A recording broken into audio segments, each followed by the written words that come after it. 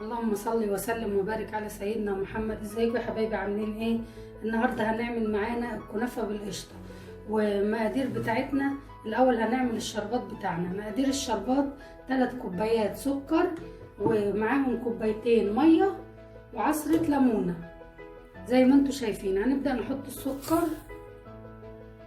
ونحط عليهم كوبايتين ميه،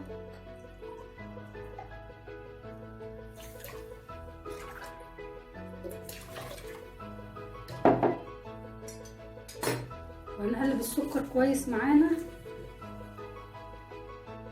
زي ما احنا شايفين كده. ندوبه كويس ونرفعه على النار، واول ما يغلي هنحط له عصرة الليمون.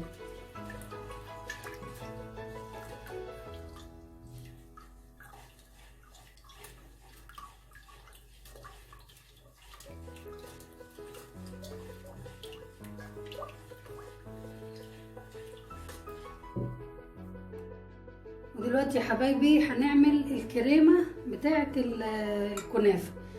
اول حاجه الكريمه مقدارها كيلو لبن، عليها 4 معالق نشا. انا بحب اغلي اللبن الاول وبعدين احط النشا. هروح اغلي اللبن واحط النشا واعمل الكريمه وارجع لكم تاني. ورجعت لكم تاني يا حبايبي بعد ما عملت القشطه بتاعه الكنافه. هي بتكون زي ما انتم شايفين، بتكون خفيفه كده شويه زي ما انتم شايفين. وهنبدأ معانا كيلو كنافة، ومعايا 4 معالق سكر بودرة. احطهم كده على الكنافة زي ما انتم شايفين.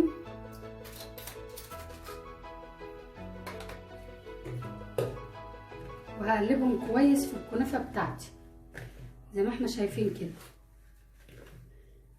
على فكرة يا جماعة، القشطة معلهاش سكر، لان الكنافة عليها سكر ولسه هتاخد كمان شربات، فعشان ما تبقاش مسكرة قوي.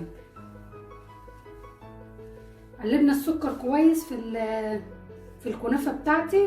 هجيب بقى الصينية بتاعتي. انا معايا صينية هنا مقاس 42.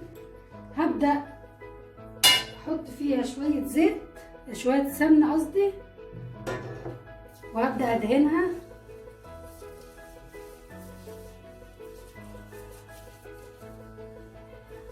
زي ما انتم شايفين كده. الصينيه بتاعتي دهنتها بالسمنه كويس، وهبدا اوزع فيها. هاخد نص الكنافه اللي عندي دي وابدا اوزعها في الصينيه بتاعتي زي ما احنا شايفين كده.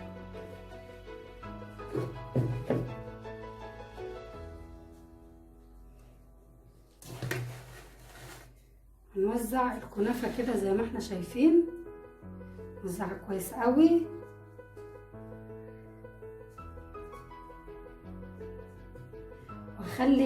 وهعمل حرف كده للكنافه يا حبايبي علشان القشطه ما تخرجش بره زي ما انتم شايفين.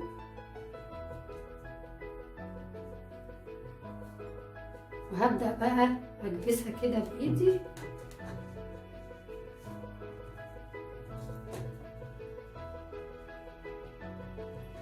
وهجيب معايا صينيه صغيره. هتقولوا لي جايباها ليه؟ اقول لكم عشان اكبس بيها الكنافه، علشان تخليها كلها بسوى واحد زي ما احنا شايفين كده.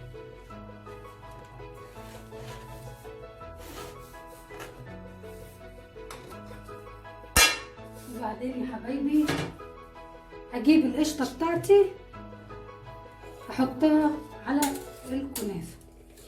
هوزعها طبعا في الصينيه كلها زي ما احنا شايفين. وما تلاقيش خالص من القشطه وهي سخنه.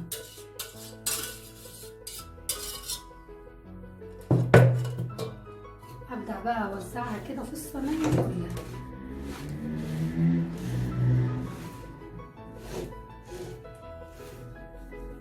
واحنا عاملين جناب للصينيه للكنافه علشان القشطه ما تخرجش، فما تقلقيش خالص. وزعي القشطه براحتك في كل الصينيه.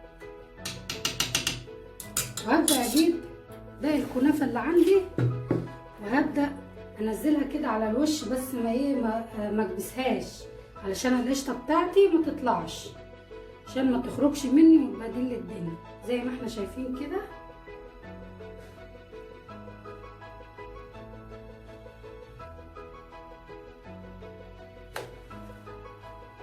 اهي يا حبايبي زي ما انتم شايفين كده.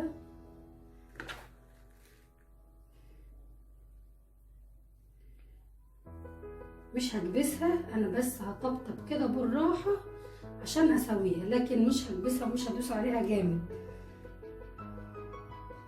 زي ما انتم شايفين كده. انا بطبطب بس كده عليها بالراحه خالص علشان تبقى كلها بسوى واحد، لكن مش هدوس جامد عشان القشطه بتاعتي ما تخرجش منها وتبهدل الدنيا. هتقولي لي نسيت السمنه، لا طبعا السمنه هحطها على الوش في الاخر. ادي السمنه بتاعتي يا جماعه اهي، احطها على وش الصينيه في الاخر كده خالص.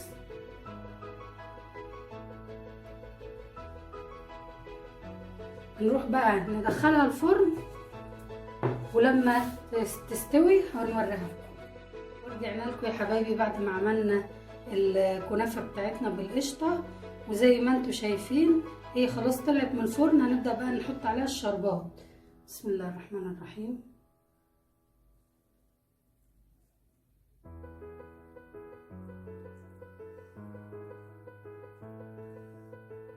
طبعا الشربات ما تنسوش تحطوا عليه كيس فانيليا، وما تحطوش الفانيليا والشربات سخن علشان الريحه بتاعتها بتروح. بعد ما يبرد حطوا له الفانيليا زي ما شفتوا كده، وبالهنا والشفا على قلوبكم. ما تنسونيش بقى في اللايك والشير، وفعلوا الجرس عشان يوصل لكم كل جديد. السلام عليكم ورحمه الله.